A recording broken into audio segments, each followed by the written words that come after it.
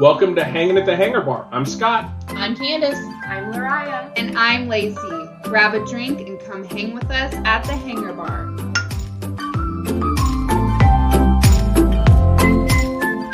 Hello, everyone. Welcome back to Hanging at the Hangar Bar. We are back with another Get to Know You interview episode. So while we were doing some of these in a coffee shop, it just works out better since I'm interviewing Candice today that we're sitting in the Minx Bourbon Bar again. And it's just easier because we don't have to leave the house to do it, right? Exactly. And I get to interview you and ask you all the questions. Yay. So my goal today is to find out something that I don't know about Candice in this interview process. Oh, goodness. So I'm going to ask all the questions. We're going to go through this, sort of like the one we did with Lacey a few weeks ago.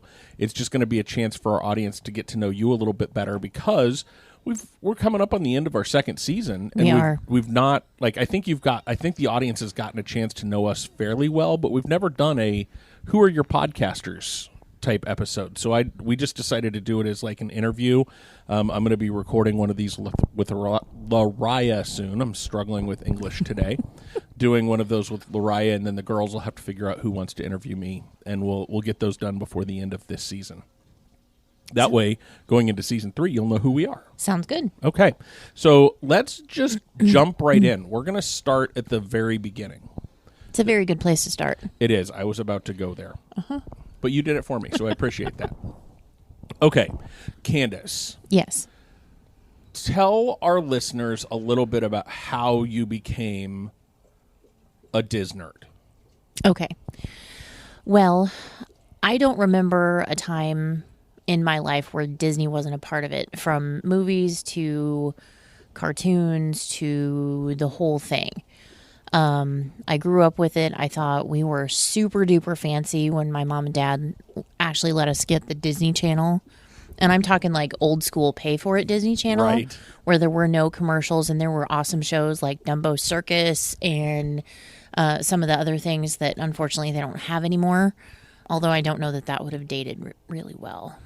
From what I remember, it was kind of sketchy. I mean, it wasn't sketchy, but it was like retro cool, I guess. I am going to have to go out and YouTube after this. I remember Dumbo Circus, but I don't remember Dumbo Circus. I could probably still sing the theme song if you really wanted me to, because as we've discussed before, my brain is a fount of useless knowledge. Right, and I've already learned something that I didn't know about you. So give us like just a little bit of the theme song to Dumbo Circus.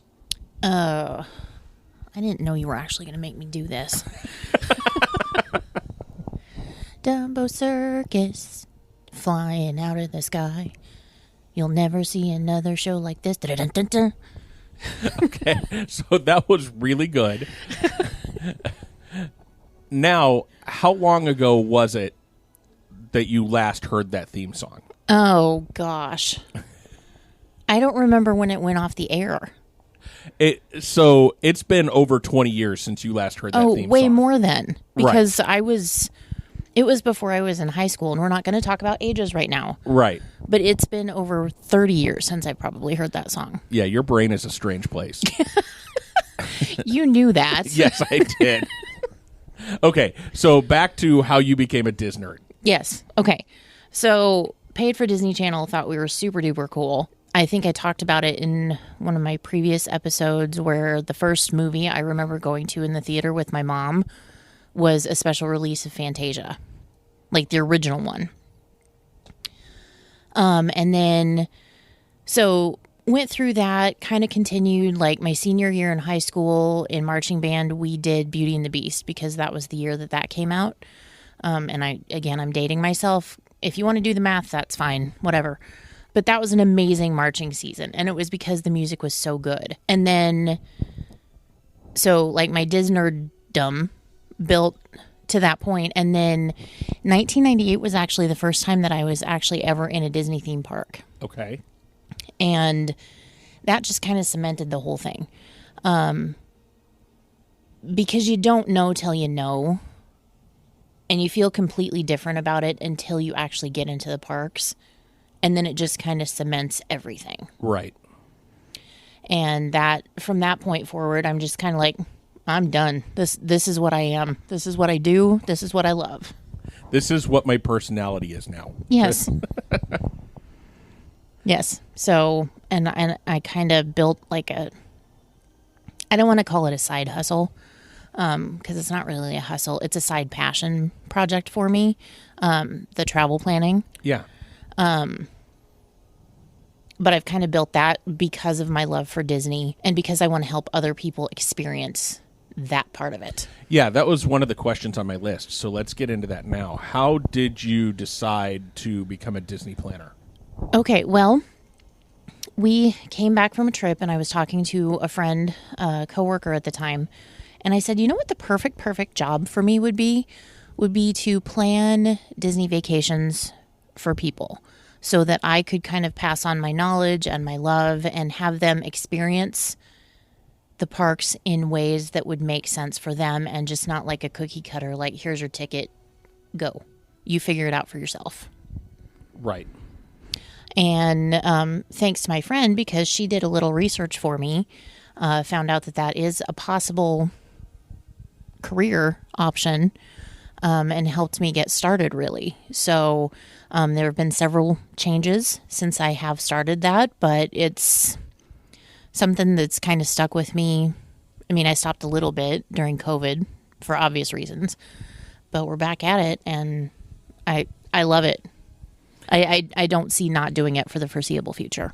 Yeah, and I know you absolutely love kind of helping people plan, but what is your favorite part of that side hustle? Again, I don't like to call it a side hustle. It's a hustle. Well, I don't even like calling it a hustle, though. It's a thing. It's a side project. It's a side passion for me. Yeah, I'll agree to side passion. It's just, I call it a side hustle just because you, as of today, have a full-time job that you have to do. I do. So it's something on the side that you enjoy doing.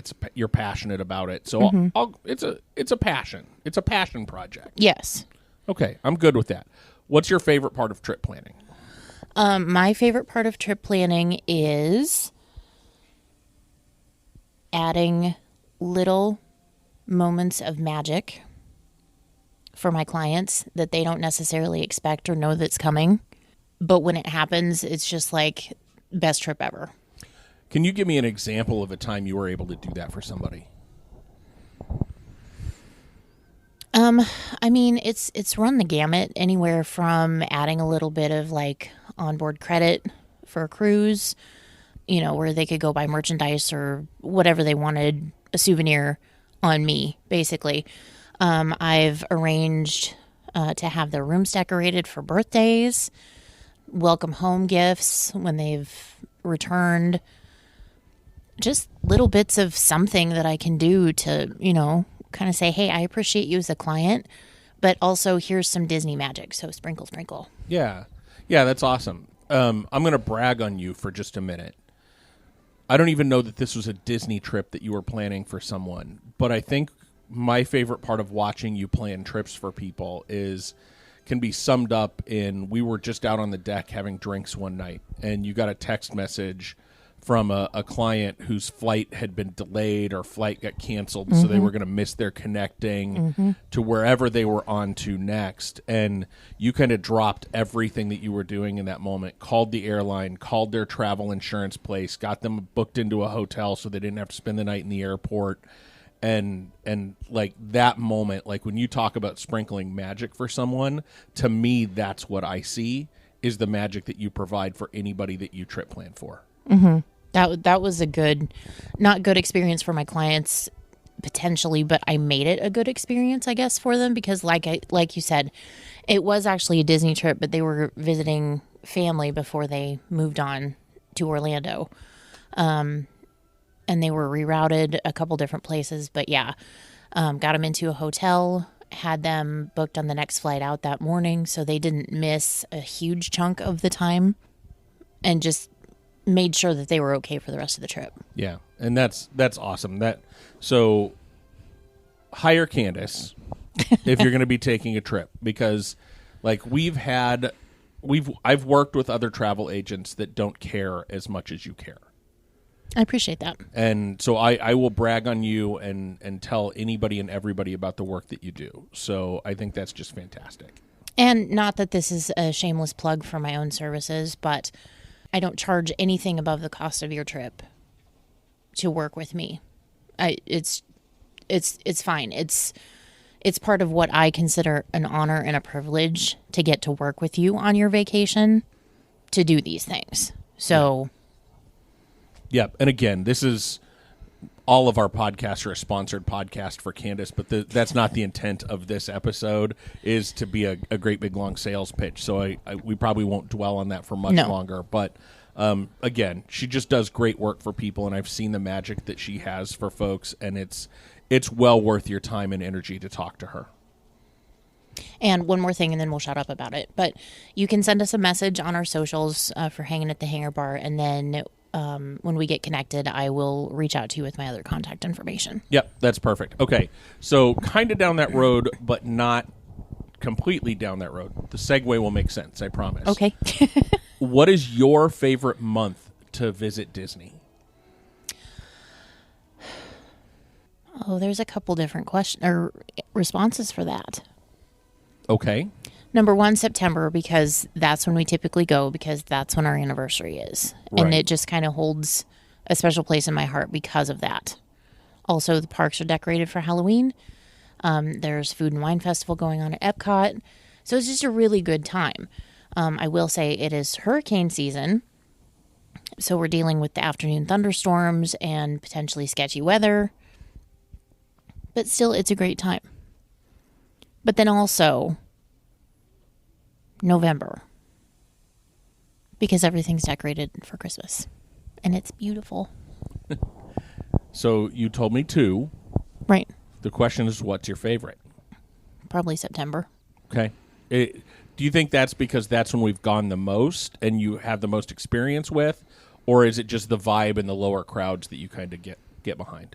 I think it's the vibe. I think it's the lower crowds. I think it's I don't know. I just think that's the answer. Okay. I'm good with that.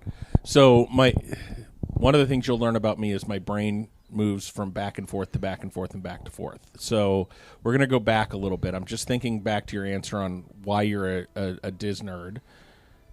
You mentioned that in marching band, you did a Beauty and the Beast set when you were in high school. Mm-hmm.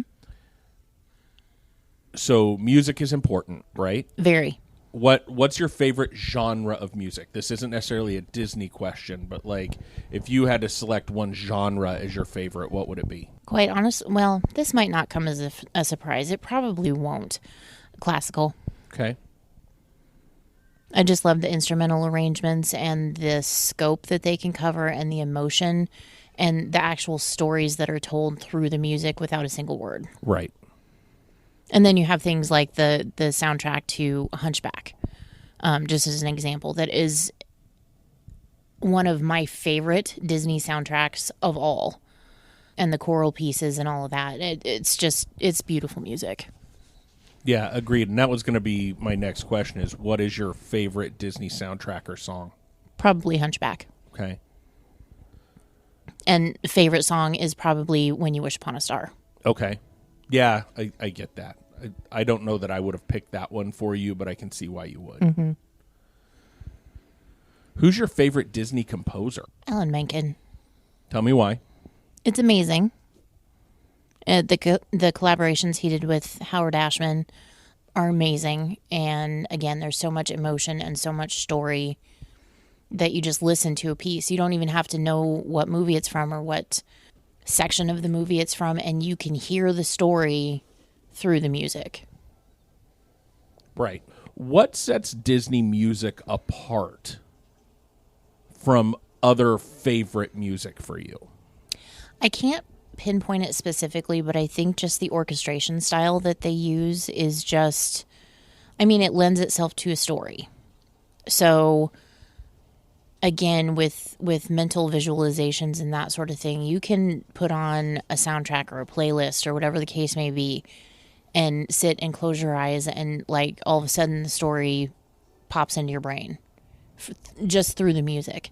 And it's very calming to me. It's very comforting to me. And like we listen to the Resort TV playlist on Spotify. I also listen to Live 365 and Illuminations quite a bit. And it provides a background and kind of a quote unquote soundtrack for life that's just very comforting and very like magical. Right. In the cheesiest of ways. Yes. Yeah, you mentioned being able to close your eyes and sort of picture the story that's happening. Like with your common Disney songs, you kind of envision their story. But you're also one that you have like Disney running through your head all the time. Yeah. You're listening to any classical music and you're animating it in your head. Absolutely. We've talked about that on road trips before. Yeah. Where you close your eyes and you see all of a sudden you may be listening to something from Brahms or Beethoven or Stravinsky, and you see the hippos from Fantasia or something, some animal like a giraffe in sunglasses or something, and it's amazing. Yeah, and so you're better at that than I am. My brain doesn't typically work that way. I have to force it to work that way. Yours just naturally does, I think, right? Yes. Your brain works in pictures. My brain's a weird place to be. I didn't say it this time. I did. And I'm proud of that, actually. Right? Okay, so as we jump around, kind of going back to trip planning just a little bit, when is your next Disney trip and where are you staying? Oh, I don't think we know that yet. I think we have an ideal. We've talked about Disneyland for 2024. And I would like to stick to that as close as possible. We've got some stuff going on next year that's not going to allow for that, I don't think. But I would like to stay at the Disneyland Hotel. Okay. Why the Disneyland Hotel? Well, okay, so we're going to Disneyland because it's the place where Walt walked. So I think if we're going down Disney History Road, we might as well go all the way, stay at the place that was originally opened for the park, and that would be the Disneyland Hotel. Yeah, is the Disneyland Hotel owned by Disney now? Mm-hmm. Because for the longest time it wasn't, right? It was an independent... Right. But they did take it over. Okay. So they would have more control. Right. Okay. That makes sense to me. If you were in the park right now, Disneyland, Magic Kingdom, somewhere in the Disney universe, what Disney souvenir would you want to go find right now? Right now? There are so many good ones. What kind of souvenirs do you typically lean towards? Something that's small and easy to pack. Point taken. To bring home. Okay, so I would probably want to go to Magic Kingdom. Well, okay, I have a couple. And Okay. I know you just said one, but I have a couple. So the first thing I would want to go check for is the merchandise shop that's right outside of Many Adventures of Winnie the Pooh. And see if they have any more of the little stuffies. Oh, to go with our collection. Yes. Okay. Because we have Piglet, Pooh Bear, Tigger, And Eeyore. and Eeyore. So I would want to see if maybe they had like a kangaroo situation or owl or rabbit or something. So that would be the first call. Second would probably be, I've seen that they have another series of Been There mugs through the Starbucks locations. Okay. So we would have to go to every one of the parks and go get all of those. Okay. Which we did on our last trip. We did. Even to the point of when we were driving home, we stopped for gas somewhere and we got a non-Disney one just because it said Florida. I don't see a problem with that. Our mug collection is getting big again, and I'm afraid it's getting to the point where you have some that you won't be able to get rid of. That's what storage containers are for. So would you consider yourself to be a little bit of a Disney memorabilia hoarder? I could be so much worse. That wasn't the question. I didn't ask if you could be worse. I asked if you consider yourself to be a little bit of a Disney tchotchke hoarder. No, I don't think I am. I really don't. Okay. Which mugs are you getting rid of? No. I won't press you on that, I promise. No, you won't. Okay, so I asked Lacey this question, and I really loved the answer and the direction it took us. So staying in the parks, which Disney princess would you most want to spend the day with? Like, you could have any Disney princess be with you in the park all day. Who would you choose and why? Honestly, I think Cinderella, because she is my favorite princess. Okay. And she, out of all of them, would probably be able to get me into the Cinderella suite. That's probably true. Because that is her home. So there's that. Plus, I mean, she's fabulous. She is fabulous. Mm-hmm. Yeah. My second choice would be Merida. Okay, why Merida? Because she's fantastic. She's a redhead. I'm a redhead. And she's, I don't know, she's just got this strength and confidence about her that I really appreciate. Okay. Yeah, I get that. So, staying in the parks realm a little bit, what is the funniest thing you've seen or overheard while you were at Disney? I think maybe your conversation with Scrooge McDuck. When you were asking him about how to have as much money as him, and he told you to run away from me. Right. Which little does he know how much that would backfire on you. Yeah, that was a pretty classic character interaction. It really was. That was good. So, like, that character interaction, I was super excited to meet Scrooge McDuck. So this isn't an interview of me, but I saw it, that in the moment kind of meet a character kind of thing just grabbed me instantly. What's your favorite way to meet a character? Are you a spontaneous person, or are you more of a structured meet and greet kind of person? I'm kind of a structured meet and greet person because I'm an introvert where you are an extrovert. True. And I have to gear myself up because, number one, I need to prepare myself for this because it's a big deal. Meeting Mickey Mouse is a huge deal. Specifically, Mickey is like, it takes a while for me to get ramped up for that. But also, I don't want to say something stupid because they will judge me. And, I mean, you want to have conversations with them, especially the face characters that can actually talk. You want to be able to ask them questions about their world. And, like, if you're meeting Princess Jasmine, it'd be like, well, how's Raja? And how's, not Rafiki. Oh, Abu. And that sort of thing, keep it in their realm and be part of their story. Okay. And I'm not swift on that all the time because I'm overwhelmed by the socialness of it all. Right. I get that. And I had never really thought that introversion versus extroversion shows up in those character interactions. Like me, basically, again, knocking kids out of the way to meet Scrooge McDuck is a very extroverted behavior. Mm-hmm.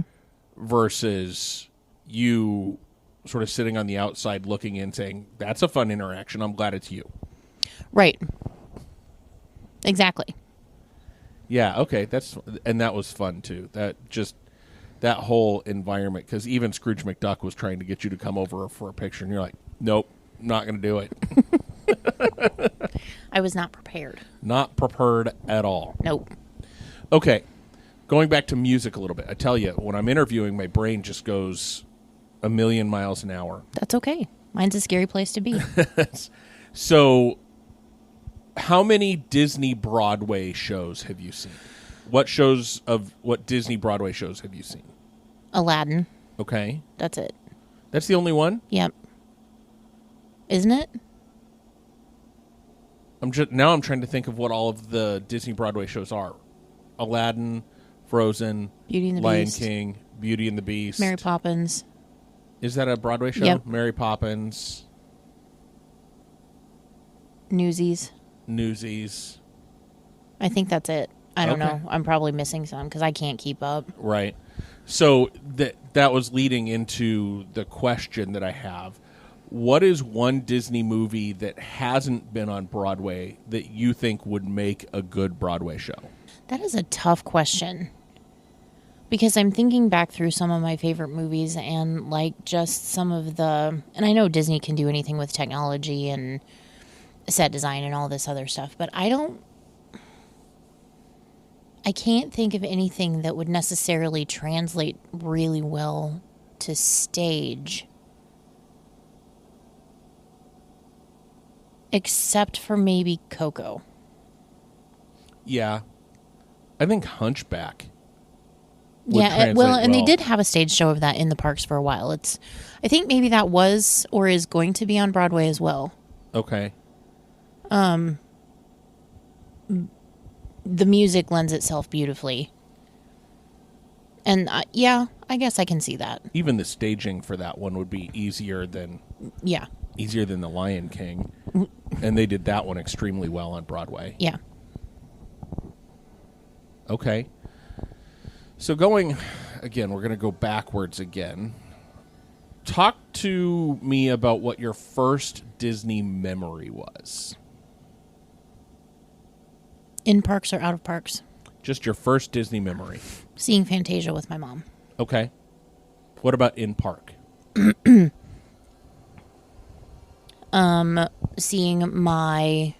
So I went with my brother and his family. My nephew was 5 or 6, and his twin sisters were 18 months old. This is kind of where it established my pattern of doing Disney Springs on the first day, because we went to Downtown Disney, which was Disney Springs at the time, for the first day. And we went into World of Disney, which that's quite the introduction to the Disney bubble, is seeing World of Disney for the first time. Right. But we went in there because the kids needed hats. So my nephew got this goofy hat that had the big plastic nose on it and the droopy ears, and it was hilarious to see this little 5-year-old kid walking around in this hat. And he absolutely loved it.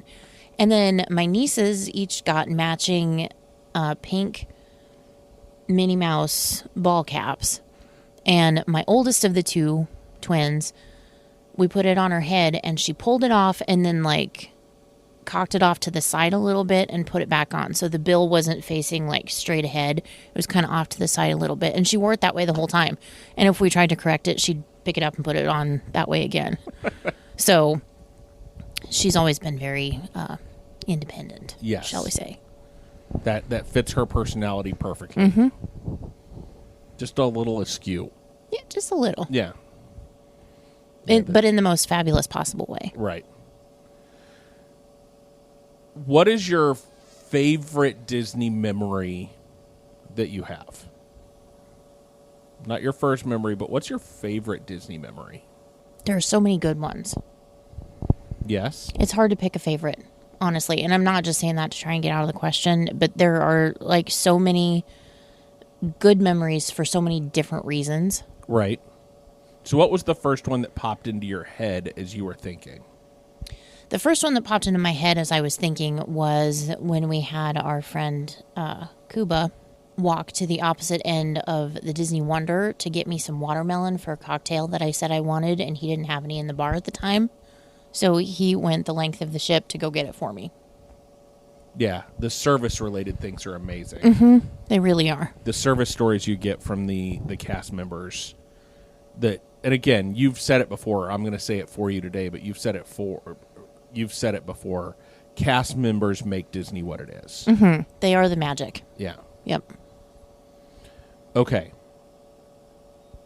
We are Disney adults. We are Disney adults, and proud Disney adults. Proud Disney adults. We are childless Disney adults. Mm-hmm. What does that mean to you? It means different things to me than I think it does to other people when you hear Disney adults. And let me tell you why. Okay. I think if you're going to classify yourself as a Disney adult, that does not just mean an entitled piece of trash that wears Mickey ears and thinks you're all cute and has a little bit of knowledge tucked in your back pocket for fun at parties. No. I think calling yourself a Disney adult comes with a huge sense of responsibility, or it should. Because I feel like if you're looping your name together and your personality together with Disney, you need to be able to spread that magic to those you come in contact with. And that's in the parks, out of the parks, anywhere. Okay. So you don't behave like an entitled piece of trash. You don't make videos going into different parts of the park that you're not supposed to go into. You don't behave badly. You don't punch people. You don't start fights in the parks. You don't cut in line. You don't behave rudely to cast members, or anybody else for that matter. Right. I don't know. I think it's very much a lead by example sort of situation if you attach Disney adult to yourself. And you can be proud of that as much as you want, but like, you need to live up to it. That's a title that I believe is earned and not just taken. Okay. Do you have examples of how being a Disney adult shows up for you outside of this podcast, obviously? Obviously. Okay, so those people that know me well in my life, my coworkers, my full-time job, 99.999% of our friends, my family, your family, pretty much everybody knows my feeling about Disney. And so, like, even at work, we had an activity this past week because it was customer service week. We had an activity where we were getting a little bit competitive about a couple things, and my boss's boss actually said to me, "You are not behaving like a Disney princess right now." And I told her, I said, "Oh, honey, that has passed. I've gone full Maleficent mode at this point." And she got it because she knew what I was talking about. And so, I mean, I don't think it's a bad thing to be associated with Disney. But also, for me, it comes across in my daily life. I mean, it comes across in how I interact with people. It comes to me through how I show gratitude to other people and how I interact with people that are providing me service. And I don't know if it's enhanced and heightened because of my experience at Disney Institute with their service workshop that I went through or not. But that's how I do things. Okay. Yeah, that all makes sense to me. Outside of being a Disney adult, what other hobbies and that kind of thing do you have? Music, reading, movies. What's the last book you read? Or what are you currently reading? I'm currently reading a couple of things. One is about, I can't remember the title of it off the top of my head, but it's about how finding enlightenment in the moment and being focused and in the moment for things and not just a sideline participant. Okay. The other one that I'm reading is something I started on vacation, and it was called The People We Meet on Vacation. And it's just kind of, to this point, I don't know that I'm far enough into it to really make this statement, but to this point, it's just kind of a fluff book. Right. Where I don't have to pay attention. It's not a real thought-provoking read. Mm-hmm. Okay. Have you read any Disney books? Yes. What Disney books would you recommend to our listeners? Again, it kind of depends on the scope of what you're wanting to read about. I mean, I could recommend Disney service books by authors such as Lee Cockrell, who was a Disney vice president for a long time. He's written several books like Creating the Magic, Time Management Magic. He's got a new customer service rules book. He's got several. I also have Over Coffee with the Mouse. I've got Service as a Superpower. I kind of seek out the service books because that's my industry. So I like having them for reference. There's Be Our Guest, which is basically the outline of the Disney Institute customer service workshop that I went through. Okay. But as far as like biographies, I've listened or read to several biographies about Walt himself. Okay. I have one here in the house that I have not started yet, and it's a big, thick biography about Walt. And Is that the one that I'm reading? Mm-hmm. Okay. Yep, and going to Marceline, I think I'm more interested in like digging into the family history and not so much the company history. Although I will say I do want to read the book called Disney War because that's about the time that Eisner was there. Okay. and that whole mess. Yeah. So, I mean, if we're talking Disney books, there is no limit to what you can find if you really dig Yeah. to find it. And there's all kinds of really interesting things. Okay. So sort of staying on the hobbies piece, you fancy yourself to be a little bit of a cook / baker as well, right? More cook than baker. There's a little bit too much science involved in baking.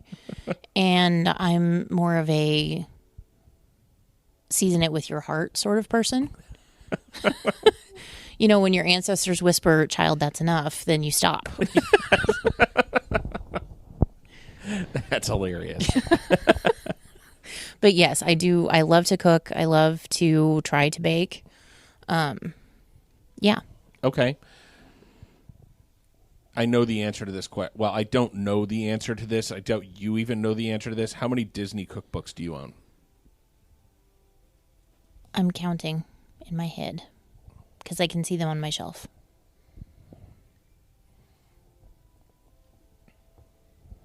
8 or 9. Oh, that's low. I would have thought that was low. Maybe 11. I don't know. It's a lot. It's a lot. Probably more than most people have. Right. So what do you want to do with those cookbooks?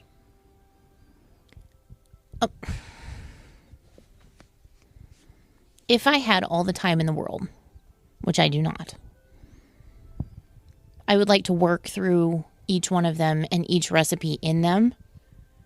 And maybe even do like a Julia sort of thing where I did a blog about what the recipe was like, what it tasted like, any modifications that I made, and sort of tell a story about each one of them. Okay. What's keeping you from doing that? Time. Okay. That, and one thing I have noticed about the Disney recipes, and I'm not knocking them in any stretch of the imagination because they are wonderful. And anytime we've ever made anything, we love it. But they always have these really obscure ingredients in them that you need just the very tiniest bit of something for. But that tiniest bit of something is going to cost you like $11 because it's some weird ingredient that you can only get on the side of Mount Everest, for example. And it's just weird. And some of the recipes are very lengthy. They do take a lot of time and a lot of energy. Yes. And I mean, not that that's a bad thing, but again, there's a time element to it. Right. And plus, unless you're going to make that again, what do you do with the ingredients? Right.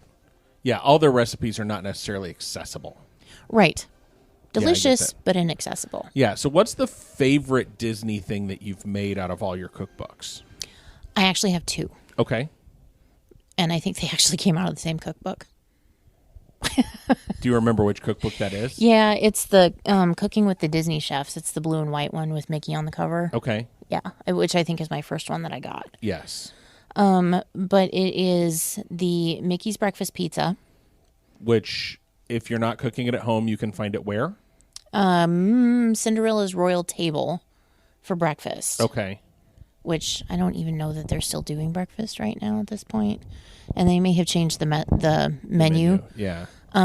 It's super simple. We used to do it every year for New Year's. Right. New Year's Day breakfast was our thing. And it's super delicious. There's eggs, bacon, cheese on a crust. How do you go wrong with that? Yeah, and when I was asking you about favorite Disney recipes you've made, that's what I was picturing in my head. That's my favorite one that you've made. Really? Aside from Walt's chili? Yeah. Okay.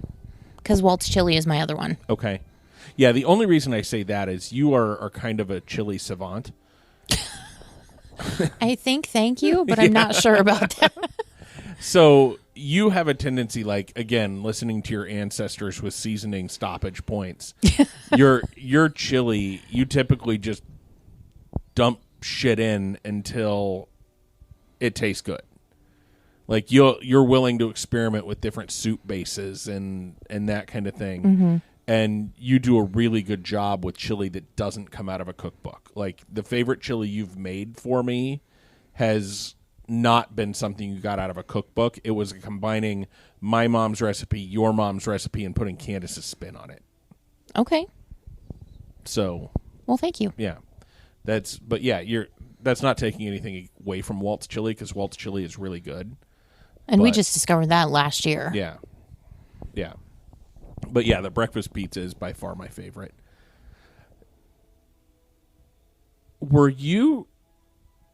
It was my sister-in-law that made the souffles, right? The chocolate souffles from Palo. You've not made the chocolate souffles from Palo, right? I've not made them yet. I do have the recipe, and again, that's something that I would like to try at some point. But again, there's a time element, and you have to have the humidity just right, and then blah, blah, blah, blah.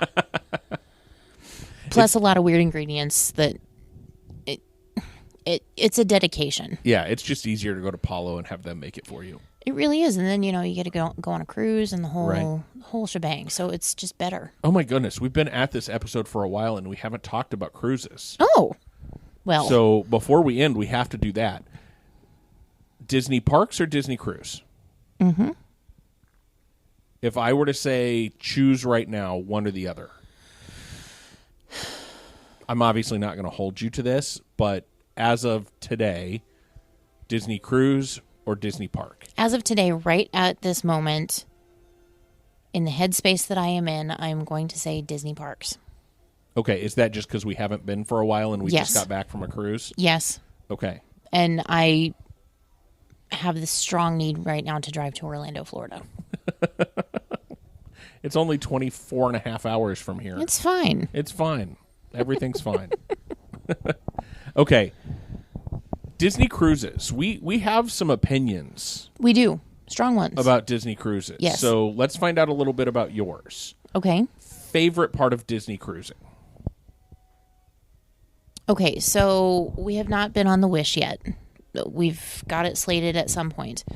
We also know the Treasure is coming up. We will complete the fleet. Don't you worry. That's on my list. Yes. I love the traditional look of the ships. That red, white, black, gold. Coloring of the ships is fantastic. They're beautiful ships. We did see the Wish on our last cruise. We did. It's a beautiful ship. I also like how the interior of the ships are more traditional, as far as the wood paneling and that sort of thing. But honestly, my favorite part of any Disney cruise that we have been on is the service we've received and the people providing the service. Yes. Okay. Plus, the adults only area on Castaway Cay is phenomenal. I honestly dream about Serenity Bay. Mm-hmm. Mm-hmm. Yeah. Yeah. Okay. Flip side of that. Yep. Least favorite part of Disney cruising. Why did you just give me a look? 'Cause is that the look of I'm about to go off on this? No. Okay. No, it's really not. My least favorite part of Disney cruising, and I've seen this sort of happen over the time that we've been cruising with Disney and the advent of the newer ships and that kind of thing. They are relying more and more, and this should not be a surprise to anybody because this is a recurring theme for me.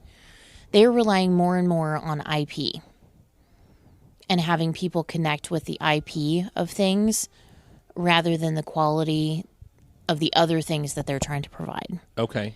Meaning, on the Wish, and we haven't been, but from what I've seen and what I've heard, is that most of the restaurants now have a show and dinner element to them. And the food quality is going down. Yes.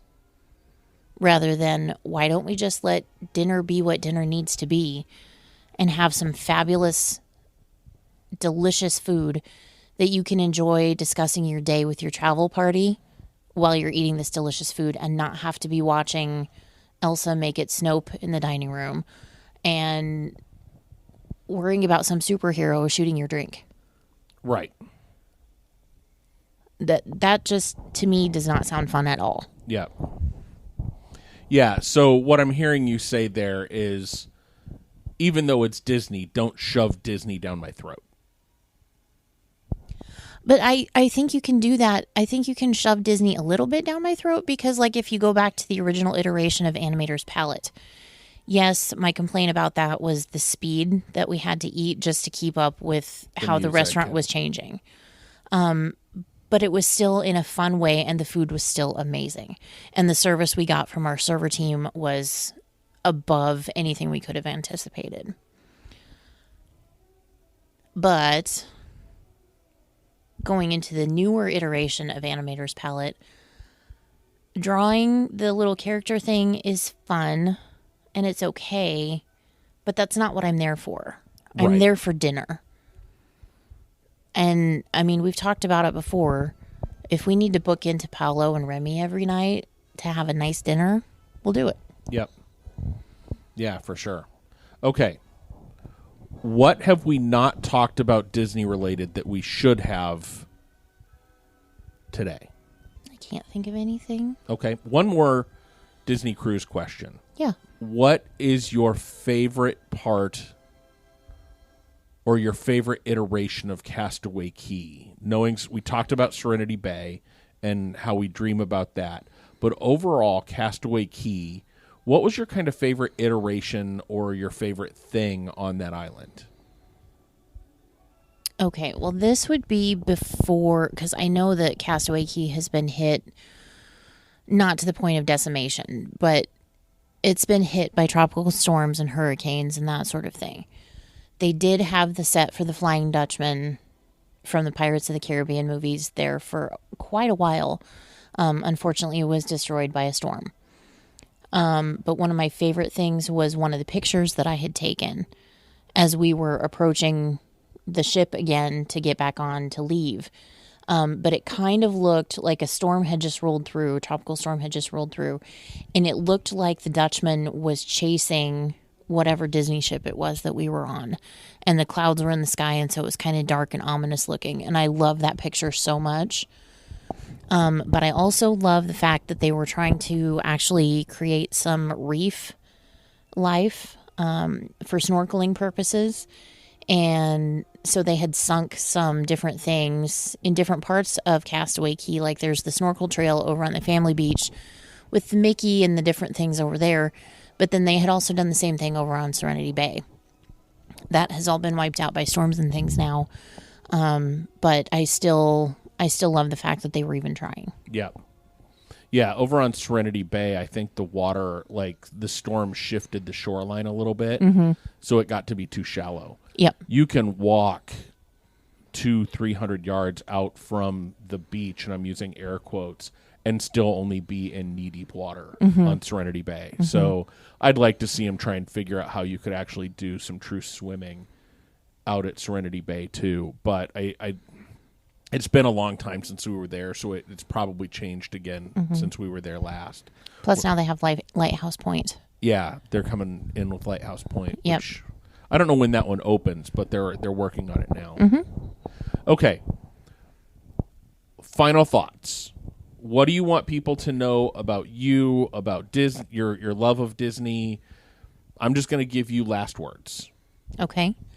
I am not your quote unquote typical Disney adult. I will talk to Disney, or I will talk to anyone about Disney for any length of time. And it's one of those situations where you kind of have to shut me off because there's just, you can loop Disney back to any experience, really, if you think about it. And I don't know. I guess that's it. Okay. Okay. I think those are good final thoughts. Remember, there's always a great, big, beautiful tomorrow. And we'll see you real soon.